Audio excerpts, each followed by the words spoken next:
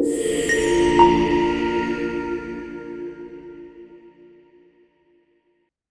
so good morning, everyone. Welcome to Experimental Site Lecture with Polly. Okay, so this particular module is based on Cosby and Bates, chapter 1. Here's the overview of this chapter. This is chapter 1 of Cosby and Bates. Describe why an understanding of research methods is important and describe scientific approach. Napag-usapan na natin siya sa laboratory, no? Some parts of it, wherein we talk about the inductive approach, wherein you have several observations, you notice some regularities around you, no? Hanggang sa nasanay ka na. You just know na kapag binitawan mo tong object na to, babagsak siya. It's a regular phenomenon. However, observing the regularities is different from explaining why those regularities exists. So, having an explanation for those regularities around you calls for a theory. So, a theory binds together your observation and tries to make sense why those observations turn out the way they do. Okay? Kaya nga, halimbawa, mga personality theories or kaya ano pa bang mga phenomenon. Pati yung mga subnormal psych nyo, di ba? Yung mga uh, psychopathology. So, merong iba't ibang approach kung paano nila ine-explain. Halimbawa, yung model, halimbawa, about depression, maaring i-explain mo from biological perspective, i-explain mo from socio-cognitive perspective. So marami kang panggagalingan. The data that you observe are there, but how you put them together and make sense out of it would require a theory. So building a theory is what we call an inductive approach. Dahil ang naging outcome mo sa inductive approach ay meron kang some kind of a general conclusion. Okay? So sa deductive naman, meron kang general claim and then you have uh, you're inferring another observation based on that. Kumbaga, kung we accept as true yung general claim na meron ka, then it will create another, it will have another prediction or a conclusion based on that, what we assume to be true. So that's the deductive approach. So it's a cycle, no? We observe, okay, and then we formulate a theory, we test the theory. So it's a cycle until we get more confident with theories that uh, correctly correctly predicts uh, a lot of events around us, and we also become less confident on theories that do not uh, that wherein its predictions do not match the data, okay? Or hindi sinusuportahan ng data yung prediction na ginagawa ng theory na yun. Okay? So ganun, kaya nga mas nagsasubscribe tayo sa mga theory na mas maraming kayang i-predict at sinusuportahan ng data yung theory. Okay. So that's how the scientific method cycle works in a broad picture. Okay. So how do you discriminate between pseudoscientific from scientific? How is it different? How is scientific different from pseudoscientific? Okay. Kung matatandaan nyo din sa lecture natin sa laboratory, meron tayong tinatawag na, meron tayong principle na hinahanap, which is the falsifiability. So kung hindi testable, empirical, at falsifiable yung statement mo, then that claim might be pseudoscientific. Unless you can transform that claim to something testable, that's the only time it can be scientific. Okay. Then define and give examples of goals of scientific research. Then just compare and contrast basic and applied research. I'm going to show you a video, okay, uh, as an introduction. Uh, I always, the moral story of our lesson last Monday dun sa laboratory was that we need to be careful on the information that we're taking in, especially that the world is noisy, no? Noisy. What I mean about being noisy is that there are a lot of bullshits around you. No, there are a lot of fuzzy, ambiguous, imprecise, unclear things around you, or misdirecting, 'di ba? Or pwedeng malicious or exploitative information. Anything that uh is not the truth or unclear or misleading. So it can harm us. It can harm us. Maaring hindi lang directly, pero the way we understand the world and the way we navigate it will be dramatically affected. Okay? So I'm going to show you some example of a harmless claim that we immediately believe at its face value just because we keep on hearing it, and because of such familiarity we already assume that itong claim na to is true. So I'm going to show you a video. Grape Nuts was one of the first American cereal brands. It claimed it could steady a man's nerves and clear his brain. It could keep you cool in the summer. It was food for muscles, for the warding off of disease, and for men of brains. It was the most scientific brain and nerve food in existence. These ads might seem ancient, but in connecting breakfast cereal with health, they aren't so different from how breakfast has been sold to us ever since. Cheerios breakfast gives you the power protein. How do I stay so slim? I watch what I eat, like Post Grape Nuts for breakfast. Data shows women who eat breakfast tend to weigh less than those who don't. The problem with a lot of these claims is they're not exactly true, but the idea of breakfast being good for health, especially weight loss, has persisted for over a century. So where does this myth come from? And what does this guy have to do with it? For children, there's pretty strong evidence that breakfast is a good idea. That's Julia Belouz, who reports on health for Vox. As an adult, one of the most common claims we hear about breakfast is that it really promotes weight loss. And that idea didn't come out of nowhere. There's a whole body of research that connects breakfast with weight loss. But the methods behind a lot of those studies don't always hold up. Like this one that found an association between eating breakfast and having a low body mass index. That might be true, but studies like this aren't actually testing what would happen if you were to change your breakfast behavior. The problem with those studies is that breakfast skippers and breakfast eaters are different people. So maybe the breakfast eaters earn more money and exercise more, and that explains why they weigh less than the breakfast skippers. Most of these studies also don't take into account a major factor: what we eat for breakfast. There's likely a big difference between eating a bowl of Fruity Pebbles or a bowl of steel-cut oats.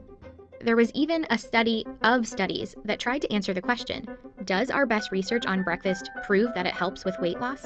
Researchers looked at 13 randomized controlled trials, the highest quality of evidence on breakfast and its effect on weight loss. When researchers looked at the studies, they found there's no evidence to support the notion that eating breakfast helps you lose weight.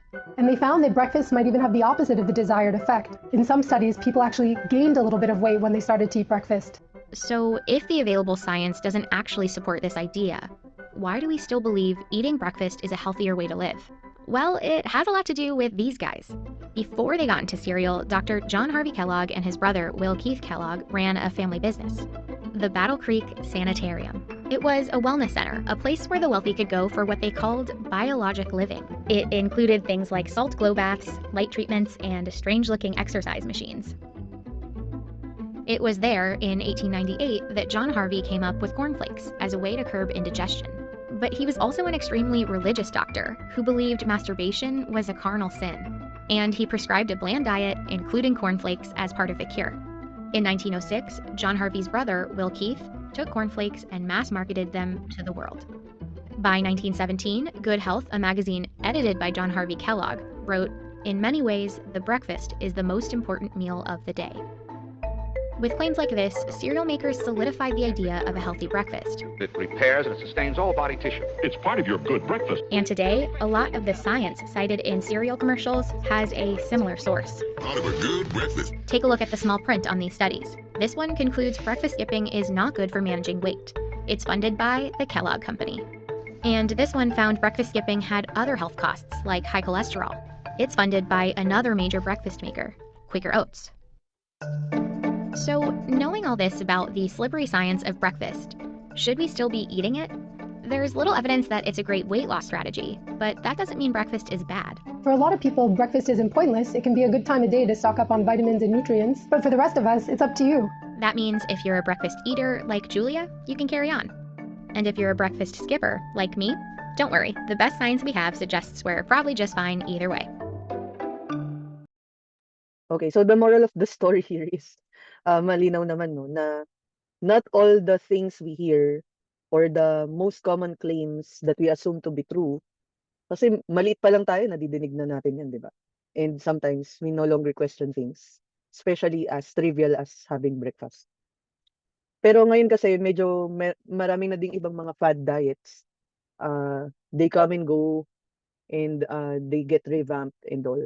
Pero ito kasi parang ang harmless lang naman. Kaya kung iisipin mo, parang hindi mo na rin masyadong pag bib- hindi mo na siya masyadong paglalaanan ng oras na pag-isipan dahil parang wala naman siya magiging impact sa'yo.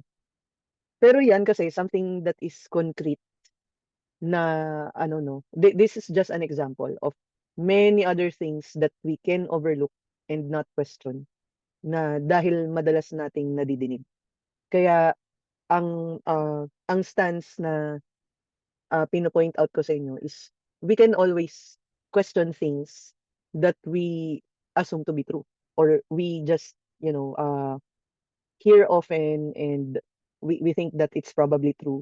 We can have a stance na, oh, I don't know yet. Maybe I can look and read, no? Kung talaga bang breakfast is the best meal of the day. And ang dami mong contention agad na pwedeng gawin dun. Unang-una, when you say best, best in what, in what aspect? Anong criteria yung tinutukoy para masabing the best meal? And ano ang composition ng isang best breakfast? Ano ba yan? Magma-macro count ka ba na high protein ba dapat yan? High protein, high fiber, low sugar, low carb. 'Di ba? Anong klaseng balance yan? Meron pang tanong na magge-gain ka ba ng weight or okay ba siya for weight management na mababawasan yung timbang mo kung kakain ka? And ang dami pang ibang factor kasi breakfast lang yung pinag-usapan, eh, ang dami-dami mo pang gagawin for the whole day. At hindi pa napag-usapan yung ano mo, yung activities mo for the whole day. It's just that, you know, yun, ang daming pinakita dito na, yun pa nga na science can be shady, di ba? Na pwedeng nagbabalat kayo sila na this is scientific, na maari namang, sige, sabihin na nating with their best interest about the subject matter, sabihin na nating talagang yun yung nakita nilang findings.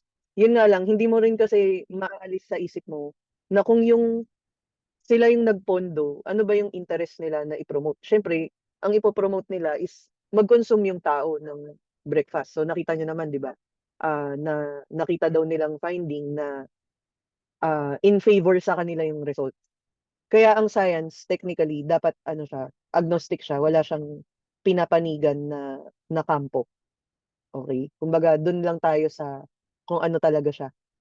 Kung hindi in favor dun sa merong larger interest. So hindi lang naman siya dito, no, pati sa ibang mga bagay na mga ibang subject matter. Pwede mong tingnan kung sino yung ano yung organization, what is it about, ano yung sino yung nagpopondo nun, ano yung interest ng organization na yun, bakit sila nagpapakonduct ng research about that. So ganun din sa documentary naman na pinanood ko about tobacco. So nakita naman merong pag-aaral na talagang cancerous ang cigarette because of the tar yata yung cancerous part doon.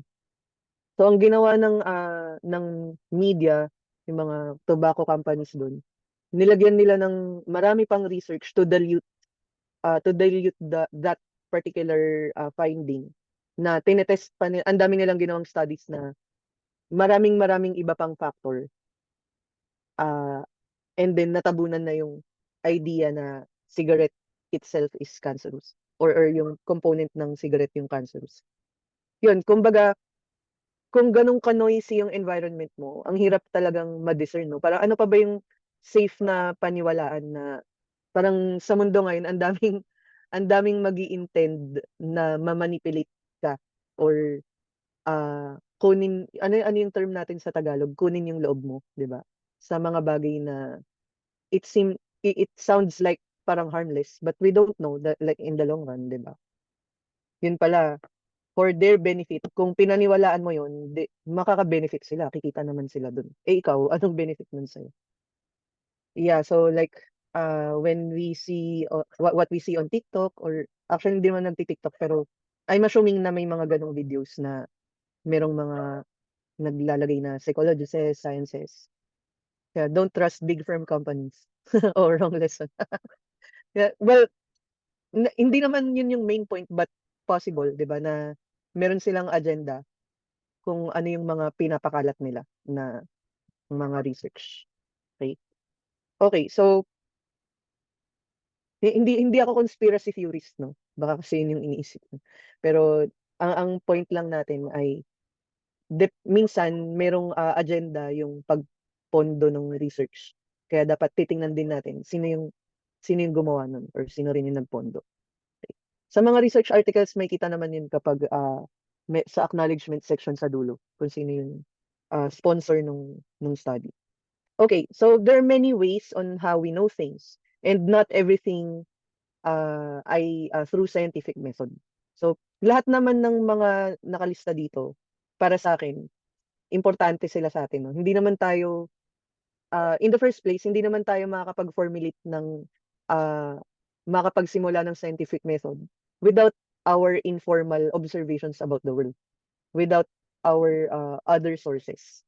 Kumbaga, para sa akin hindi ko dinidismiss na yung importance ng sourcing of insights and knowledge dito sa mga non-scientific ways of knowing. It's just that we recognize that itong mga ways of knowing na to ay hindi nag-undergo ng systematic observation before i-come up with a conclusion. Okay?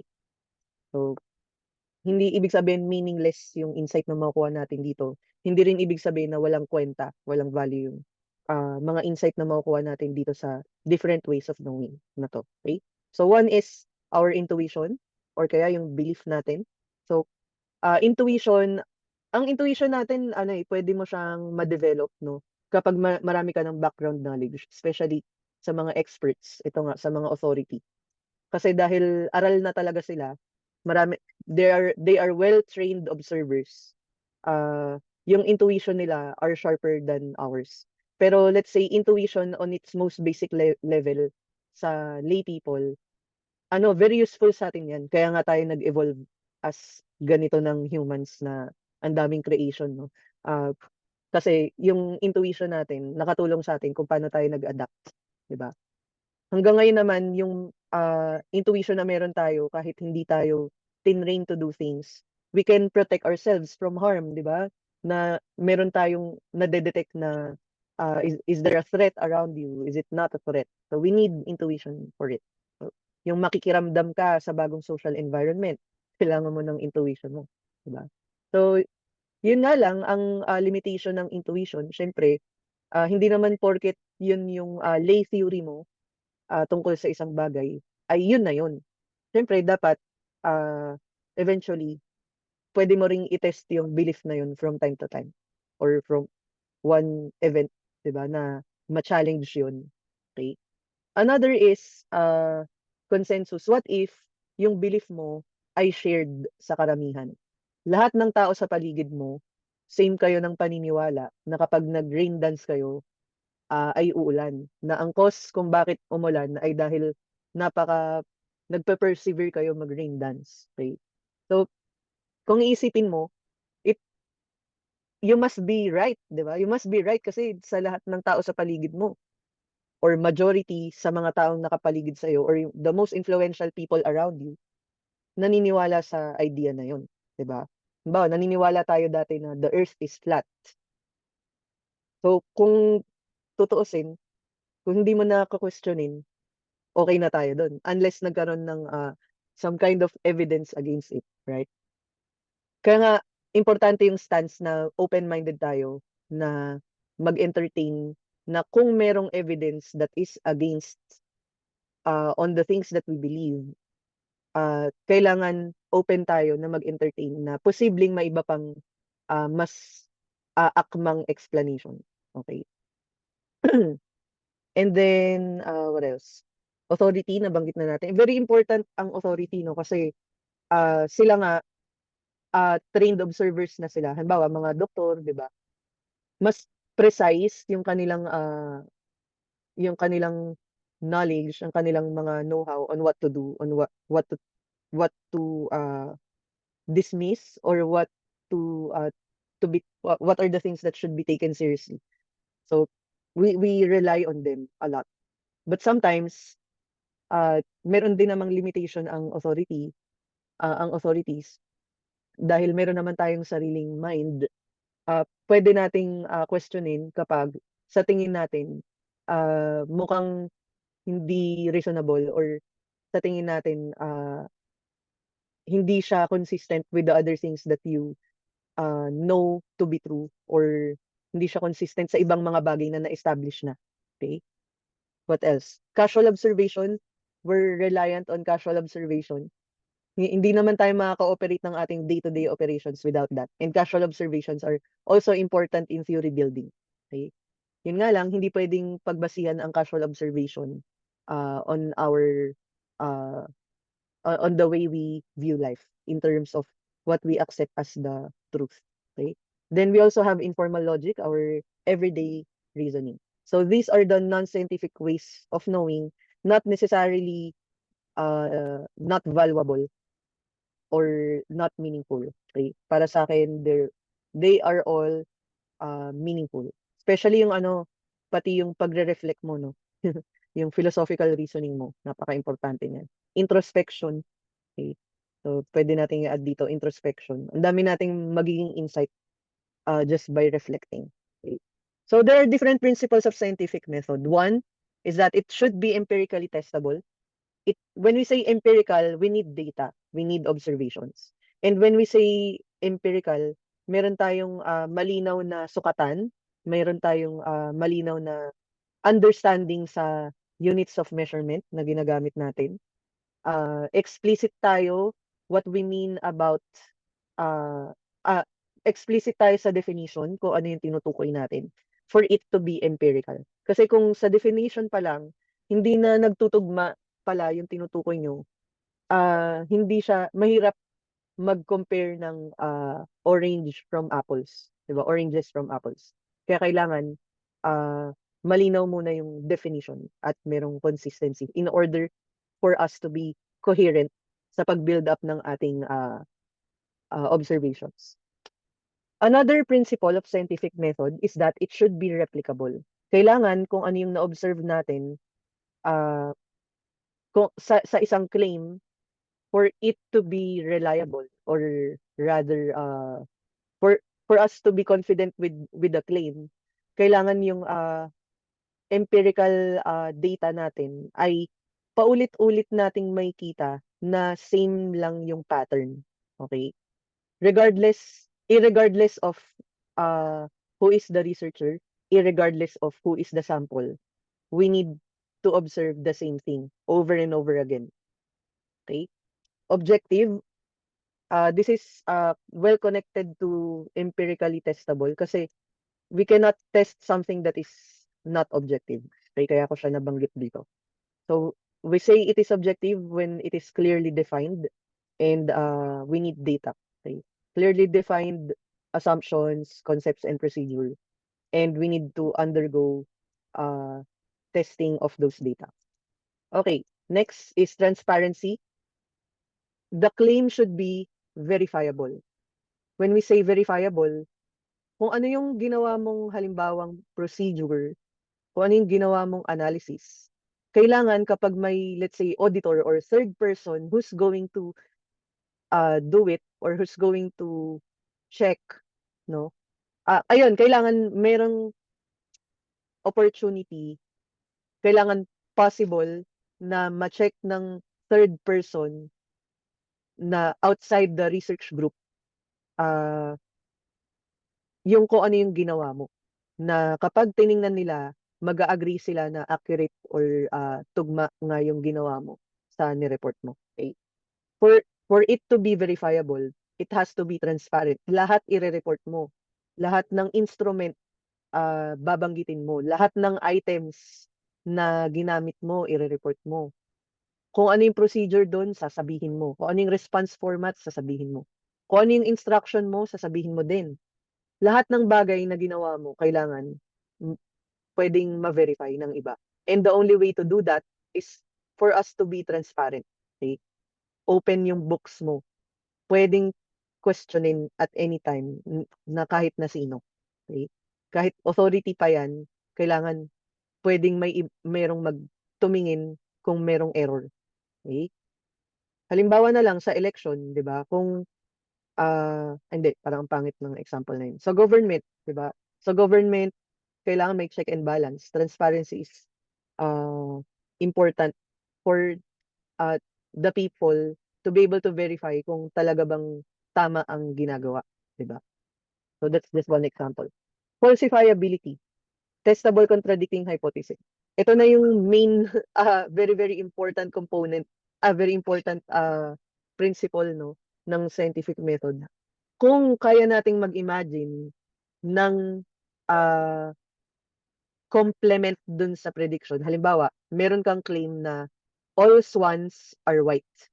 So, anything that is complement doon, let's say, merong non-white swan, that is now a contradictory statement.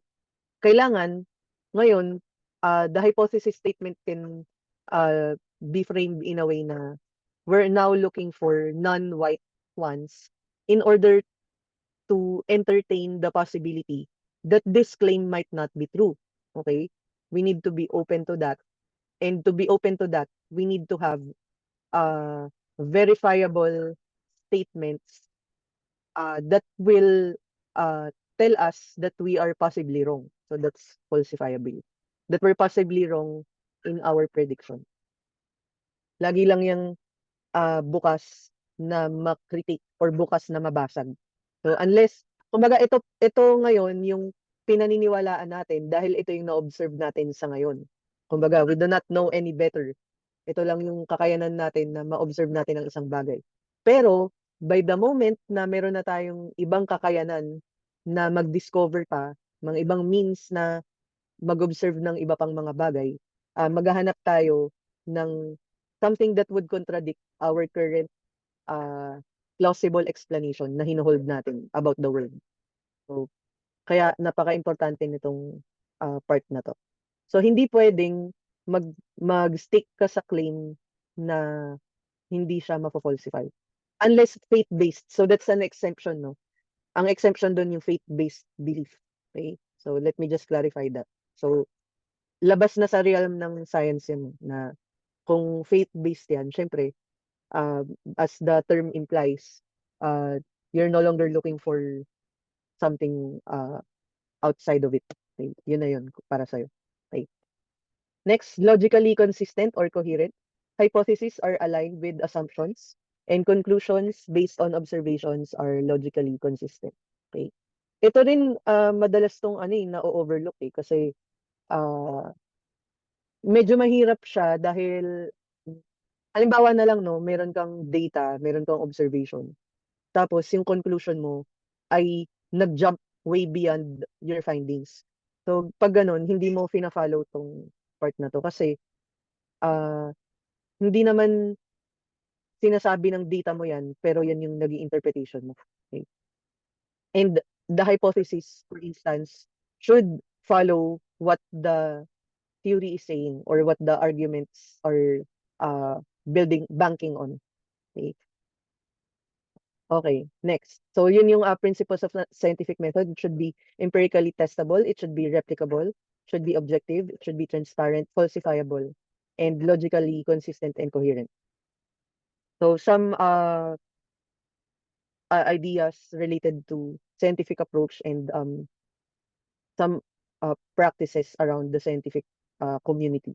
Okay, there should be skepticism, a healthy dose of skepticism, wherein we do not take things at face value. We need to apply careful logic, and we can employ our own reasoning on on the articles that we're reading. Again, we do not take it at its face value. Halimbawa, no, sa mga influencers, di ba? Kaya nga importante sa mga influencers na in-establish nila yung authority nila sa subject matter na talagang magaling sila about dun sa subject matter na yun.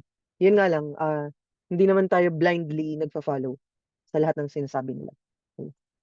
Ito, na-explain na natin to, yung empiricism. Idea ng empiricism na lahat ng claim na itetest mo, it should be based on data, based on observation. Okay.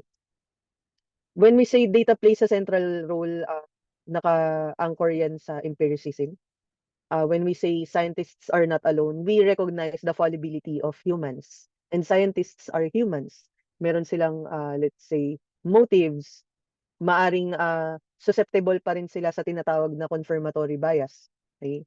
Confirmatory bias. So uh, yan yung tendency natin na maghanap ng observation that is aligned to what we believe, but tend to not look for, or maaring kapag when we're being presented with contradicting evidence, we tend to discount it, no? So medyo hindi tayo masyado nagpe-pay ng attention about it because maybe in our subconscious level we are in denial when we are presented with contradicting evidence against our beliefs. Okay? Science is adversarial, or that merong mga ideas na mas sinusuportahan ng data kumpara sa iba. Kaya nga merong theories that can triumph against other theories. Okay? So it's adversarial. Maaring may theories na hindi na ganun ka-useful dahil kulang yung mga claims niya, at maaring meron siyang assumptions na hindi tumutugma sa sinasabi ng data, na nire-report ng data. Another important part about the scientific process is that scientific evidence is peer-reviewed. When we say peer-reviewed, may ibang mga experts na titingin din sa sinasabi mo. Hindi pwedeng kinlaim mo lang na expert ka and then nobody will question you. Kailangan naiintindihan din ng ibang expert yung sinasabi nyo. And then kung para sa kanila, nagme-make sense yung sinasabi nyo, then you pass, kumbaga. Kumbaga sa current knowledge na meron tayo ngayon, we are all equipped with, naniniwala yung kapwa scientists na may sense yung sinasabi mo at it is sound to bank on or to believe in. Okay. So I'm going to show you another video. This is about how different claims in psychology can be, popularized, but when tested against scientific research, yun pala, hindi pala siya tumutugma as we thought our common sense would suggest. Okay?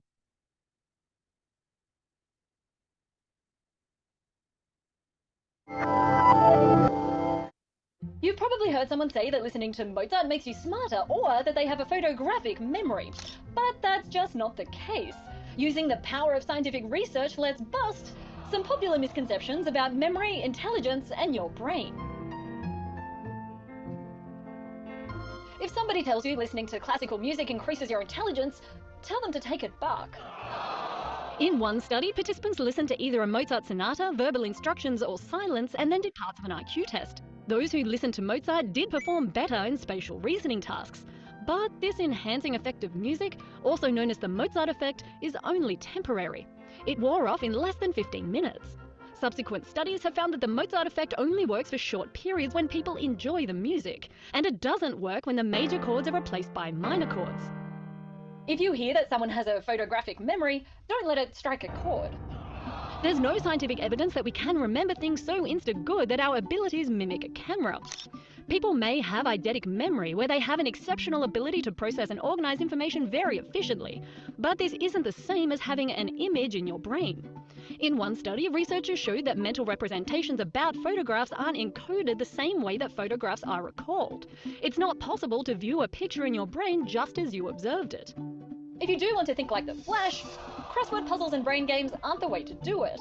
There's a popular belief that playing games keeps your brain young, but that's a trivial pursuit. In one study, participants from 60 to 90 years old were split into groups. Some groups learnt new skills, like digital photography or sewing quilts, and the other groups participated in social clubs, did crossword puzzles, or watched documentaries.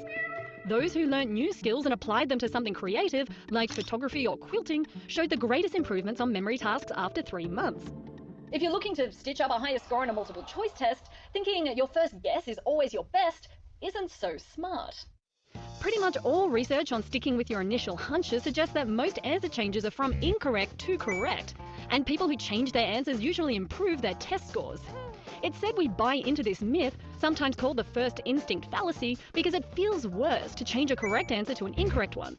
That makes changing right answers to wrong more memorable, so it seems more probable. And now if your first instinct is to click away, maybe that isn't always best. Stick around and let me know what you think in the comments. Follow my Twitter and Tumblr for brainy facts and an episode. Okay. So those are just some examples of things that we believe na maaring by common sense or kaya naman na-popularize na research tapos sobrang sobrang nag-extend na yung sinasabi doon. Halimbawa, naging from research article, naging blog, no? And then sa blog, in-overinflate yung claim ng research and then hindi inexplain kung ano yung limitation ng research.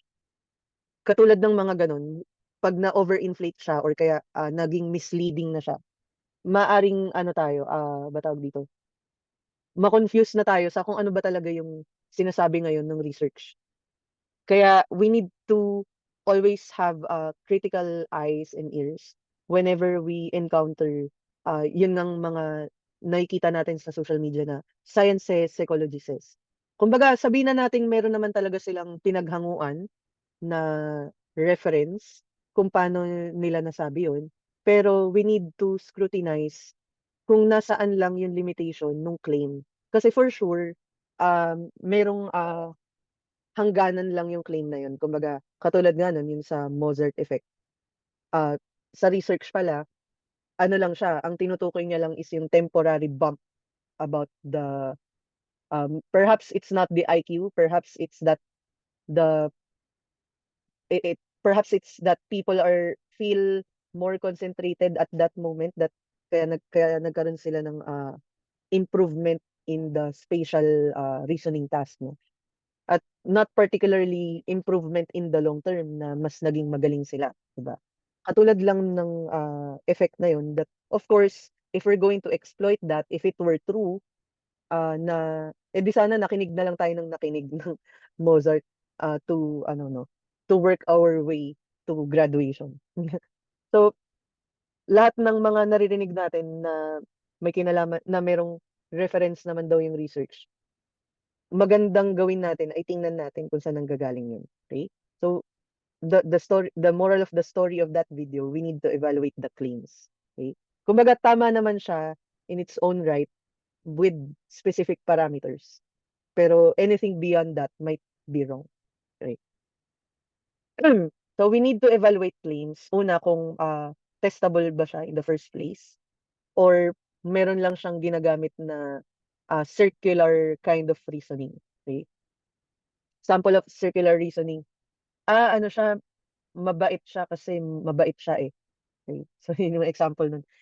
Minsan, hindi lang siya as obvious as that na redundant in terms, but may mga times na ma-encounter natin siya na hindi lang natin masyadong manonotice. Kapag meron siyang ganong klaseng logic, hindi mo yun matetest. Never mo yun ma-refute kasi naging circular lang yung reasoning niya. Okay? Claims relying on imprecise or ambiguous language and vague language, mahirap yun mahirap i-test yun kasi nga in the first place, hindi naman siya objective. Okay? So, evidence is based on anecdotes and testimonials rather than scientific data. Ito, gamit na gamit to sa mga commercials. Mas may impact kasi sa atin, psychologically, mas may impact sa atin to. Kaya nga, ano tayo, no? Yung, halimbawa, may nabasa tayo at nakita natin, let's say, according to this research, nag-work siya. Pero mas may malaking impact sa atin kapag merong taong nag-claim na naging effective sa kanya. 'Di ba? Somehow, for whatever reason, napaka-influential nun sa atin, 'di ba? Evidence, another telltale signs, no, na kailangan mong mag-isip pa further is that evidence is from expert with vague qualifications to provide support for the claim without sound scientific evidence. Example dito, I don't know if narinig niyo na si ano yun, Dr. Farah ba yun? Sino ba yung vlogger na doctor? So, yun, kinikritik niya na nagmi-misrepresent siya ng nakalagay sa profile niya Harvard, pero nag-attend lang pala ng ng isang tawag dun, parang online course ba? Or hindi naman yata online, but para lang, summer course, not necessarily yung full program ng medicine. Kasi 'di ba nakalagay, halimbawa, Dr. Farah, tapos Harvard. Siyempre, ang unang interpretation mo dun, nag-graduate siya ng medicine sa Harvard. Pero yun pala, hindi naman pala. So yun, misrepresentation. Kung dun pa lang, in the first place, makikita mo na may motive, 'di ba? Ano yung product niya? Pixie, Pi I forgot. Some fairy dust, something like that. Fairy dust. So ang hirap ngayon maniwala na, let's say, this fairy dust, let's say, can cure a lot of things. Pero dahil nasuccumb tayo dun sa idea na, ay, taga Harvard 'to, eh, siguro ano talaga 'to, nagwo-work talaga, 'di ba? Kapag gano'n, we need to step back a bit and, tingnan natin, ano ba talaga yung ginagawa nung quote unquote fairy dust na yun. Very common 'yan sa mga advertisement na ang daming claims 'no, ang daming sinasabing claims na halimbawa may magnetic bracelet, it can regulate your hormones, can regulate your blood circulation. So kung paniniwalaan natin 'yun, una, again, healthy dose of skepticism. Sabihin na nating wala tayong masyadong understanding about how magnet works sa ating bloodstream. Pwede nating, una, pwedeng magtanong sa expert, sa mga doktor, kasi nga ang nagbebenta sa'yo mga salespeople. Pangalawa, kung hindi man sa authority, dun ka na sa scientific approach na maghanap ka ng scientific articles, references na nag-report na talagang nakakatulong siya sa blood circulation. Okay? References to scientific evidence lack information on the methods that would allow independent verification. Ibig sabihin nito, hindi niya fina-follow yung transparency. Okay? Kung hindi verifiable yun, that's just a claim. Okay? Okay, we're now down to the last 5 minutes. Maybe I can continue later, but I'll make it quick. Ito, lumalabas to sa maraming yung textbook, no? Kahit sa intro to psych nyo, goals of psychological research, we want to describe, wala ka pang ini-explain dyan, okay? Halimbawa, mga qualitative research na nag-immerse ka lang dun sa, let's say, sa grupo, okay? Sa subculture, nire-record mo lang kung ano yung ginagawa nila. So, descriptive.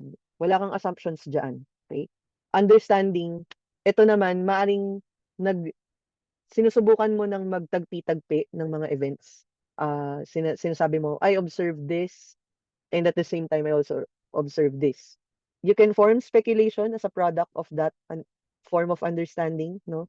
And you can connect it with other frameworks that would make sense in that way. Okay?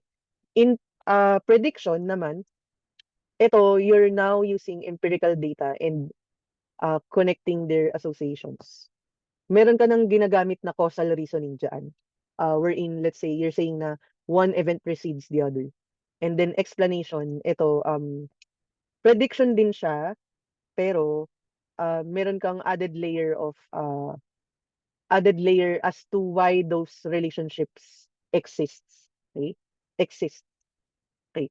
There are three different evidence that we're looking at in determining cause and effect. One is temporal precedence. We're saying one event happens before the second event. Okay? Event A, event B. So in the time continuum. Next, another type of evidence is the existence of alternative explanations. Halimbawa dito sa TV viewing,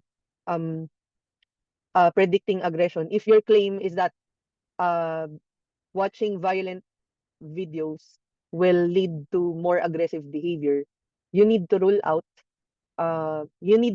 other factors. For instance, is there a lack of parental supervision while watching, let's say, a violent video, na violent film, to explain it to them. Covariation of X and Y, kung ang event A ay nag-exist, nag-appear din ba ang event B? Kung hindi nag-appear ang event A, hindi din ba nag-appear ang event B? So that's covariation. Okay? Kailangan correlated sila. May nag-e-exist na relationship. So tayo, ang tinetest natin kadalasan, linear relationship. Okay? Yun yung hinahanap natin. Next. Bibilisan ko na lang, no? There are two major kinds of research. One is basic and the other is applied. For basic research, we are answering fundamental questions. We're trying to explain. We're trying to understand, explain, and predict things, no, without necessarily uh, applying it in real life, without necessarily solving practical real life problems. Okay? Halimbawa, yung pag-discover sa laser. Okay? Wala pa namang malinaw na gamit sa laser dati. Pero after several years forward, nakitaan na ay may gamit pa pala, meron pala siyang gamit in the medical field, like halimbawa or in the entertainment industry, may gamit din pala ang laser. Okay. So in the applied research, kung ano man yung nakita natin sa nag-build na talaga tayo ng confidence from foundational knowledge na na-build na natin. The next step is how can it be useful in our day-to-day lives? How can it be useful in solving problems in the real world? Kapag nandun na siya sa part na yun, we're looking at interventions. We are looking at how things can be useful, ano yung impact niya sa isang bagay, then that is applied research. Here are some of the examples ng mga research questions na merong basic and merong applied. Just to make things short, sasagutin ko na to agad-agad. Pero alam ko naman na some of, baka ma-perfect nyo pa nga to, no? So, item 1 is extraversion related to sensation seeking. This is basic research. Do video games such as Grand Theft Auto increase aggression among children and young adults? This is applied kasi meron ng something in the real world and such as meron ka ng specific na tinutukoy na games, no? And titingnan mo, itong bang particular game na to, meron siyang impact sa aggressive behavior ng children. Do neurons generate neurotransmitters? Basic research pa lang yan. Okay? Wala ka pang direct application. Kung sakaling totoo man yan, di ba? Na whether it does, what can we do about it?